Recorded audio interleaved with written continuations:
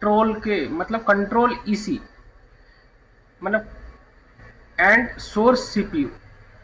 अब ये कुछ डिफाइन कर रहा है यहाँ पर कि ये किसके द्वारा, ये वोल्टेज जो है वो किससे कंट्रोल हो रहा है और कहाँ से जनरेट हो रहा है, इसका सोर्स क्या हो सकता है। ठीक है, तो अब इसको समझना है थोड़ा। सबसे पहले तो क्या है कि RTC, VCC, VIN, bat plus, B plus and 3VL and 3VL को किसी भी तरह का कंट्रोल की जरूरत नहीं है। ये ऑटोमेटिकली जब भी आप एडाप्टर या बैटरी लगाएंगे ये जनरेट हो जाना चाहिए। इसका मतलब तो हमें यही समझ में आ रहा है कि ये जितने भी सप्लाई है इसकी कंट्रोलिंग किसी से नहीं है। Nothing is controlled if we put the adapter or battery. This all supply means should be generated. Okay, now but 5 volt always and 3 volt is controlled by your EC on. अब ये EC on क्या है और इसकी source क्या है? इसकी source CPU है? नहीं है। इसकी सोर्स कौन है? तो EC है। EC means embedded controller. ठीक है, तो एम्बेडेड कंट्रोलर मतलब आईओ कंट्रोलर। आईओ कंट्रोलर ही इसका सोर्स है। ये कंट्रोल वहीं से हुआ है और ये जनरेट होगा। फिलहाल अभी जैसे हमने देखा है इस लैपटॉप में, just we have seen in this laptop how it is generated after pressing power button. That means your EC on is generated after pressing power switch. हमारा पावर स्विच दबाने के बाद ये EC ऑन जनरेट हो रहा है और तब जाके ये जनरेट हो रहा है। अब हमें क्या करना है? अब हमें ये डाउन लाइन की जो भी सप्लाईज हैं वो 1 बाय 1 चेक करना है कि हमारा जनरेट हो रहा है या नहीं हो रहा है। अगर नहीं हो रहा है तो किसका कंट्रोलिंग किससे है ये यहाँ पर क्लियरली मेंशन्ड है और उसको बैक रिवर्स चेक हमें करना होगा, चाहे कंडीशन कुछ भी हो। अभी 1 मिनट के लिए हम भूल जाए कि हमारा लैपटॉप पावर ऑन होके ऑफ हो रहा है, ये हमें भूल जाए। हमें किसको फॉलो करना है? हमें इस चीज को फॉलो करना है। जब कभी भी अगर पावर रिलेटेड आपका इशू आए तो हमें इसको ही फॉलो करना है। We must follow this all steps when there is the problem of power. Okay, rather it is the case should be anything, means if the case is power on and off, if the case is power on but no display, means where the laptop is standing, where the DC supply current consuming is standing, we have to observe those things। वो हमें देखना होता है। तो ये clue है जो कि मैंने अभी इस पार्ट में आपको डिस्कस किया है और इस लैपटॉप का जो केस है वो मैं अभी इस वीडियो में आपको ज़रूर दिखाऊंगा। इसका सॉल्यूशन तो मैं इस वीडियो में नहीं दे पाऊंगा क्योंकि अभी इसको हमको रेडी करना है, लेकिन मेरा प्रोसेस यही होगा, इसी प्रोसेस से हमें रिपेयर करना होता है। तो और जो सॉल्यूशन होगा वो मेरे पेड चैनल यानी कि पेड ग्रुप में दिया जाएगा। तो देखते हैं और भी कुछ इसमें हम आपको दिखा सकें। तो यहाँ पर अब हम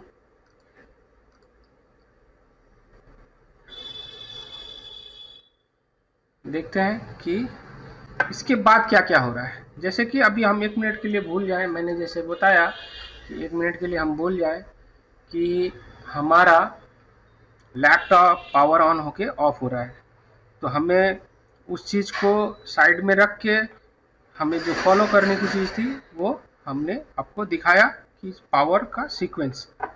तो अभी जो 4 सप्लाई थी वो ऑलरेडी एडाप्टर डालने के बाद बन गई है, दैट इज रेडी।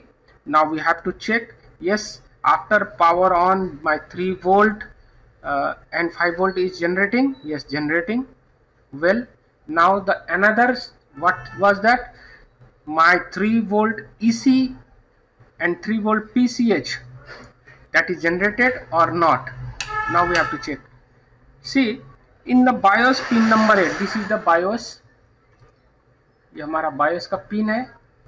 इसकी पिन नंबर 8 में ठीक है।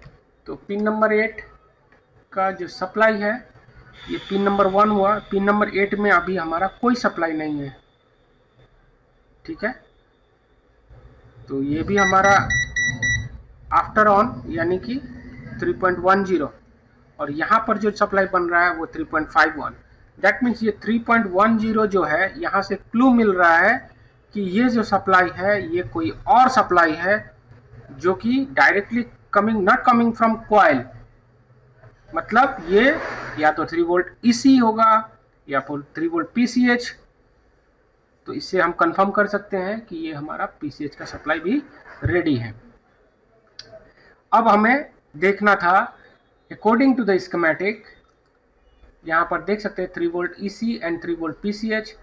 तो ये जो दो सप्लाई है, आइदर ये पीसीएच वाली सप्लाई होगी बायस में या ईसी वाली होगी, ठीक है। तो इस तरह से हम कंफर्म कर सकते हैं। तो हमारा ये भी रेडी है। अब हमें देखना है 1.35 VDDQ, जो कि सिस्टम ऑन से कंट्रोल हुआ है, और 1.35 VDDQ हमारा जनरेट हो रहा है कि नहीं हो रहा है, तो इसको फॉलो करना है, ठीक है। बिना इसको चेक किए डायरेक्टली अब जाके हम बायोस कर लिया, आयो कंट्रोलर उखाड़ के चेंज कर दिया, पीसीएच में हिट मार दिया, इस तरह का काम नहीं करना है, ठीक है। तो अब हम ये रैम की जो कॉइल है, यहाँ पर ये रैम की कॉइल है, तो शायद यही हमारी VDDQ की सप्लाई बनेगी। तो इसको भी चेक करते हैं। जस्ट पावरिंग ऑन, एक बार पावर ऑन दबाएंगे और देखेंगे। देखिए, तो यहाँ पर क्लियरली हम देख सकते हैं मीटर पे कि हमारा 0.085 बन रहा है, ठीक है। 0.085 ये पूरा क्लियर सप्लाई नहीं है। अभी डाउन हो गया, ये भी 0 हो गया, ठीक है। इसके बाद आप और भी सप्लाईज को चेक करेंगे, जैसे ये। तो यहाँ पर जो सप्लाई है, ये मुझे लगता है ये 1.05 या पीसीएच के लिए रिक्वायर्ड सप्लाई हो सकती है। तो इसका जंपर पैड यहाँ है, तो यहाँ पर भी हम इसको चेक कर सकते हैं यहाँ लगा के। अगर हम इसको पावर ऑन करेंगे तो यहाँ भी आप देखेंगे 0.30 सप्लाई। अब बात ये आती है, now we are coming to the point that where is our sequence break. अभी यहाँ पर भी देख सकते हैं 0. कितना बना था, 0.29 बना है, और यहाँ पर हमारा बन रहा है 0.83। That means the voltage is generated but it is low. Where should be the problem? Where is the problem? Either it is here or any other place. Now we will see that things in another video, but what I mean to say or show you in this video, that we have to follow the sequence, means which is the first requirement. After 3 volt and 5 volt, my requirement according to my schematic and drawing, that it was showing that we have to prepare our supply, that is 1.35 this. So we have to go for this. We have to prepare just like as before we have prepared all these things. These all are okay. उसके बाद ये okay होना चाहिए, तो इसको stand by को हम prepare करते हैं, रेडी करते हैं। उसी तरह इसको रेडी करेंगे, उसके बाद इसको रेडी करेंगे, उसके बाद इसको रेडी करेंगे, तभी हम आगे जाएंगे। अदरवाइज आगे जाके कोई काम नहीं है।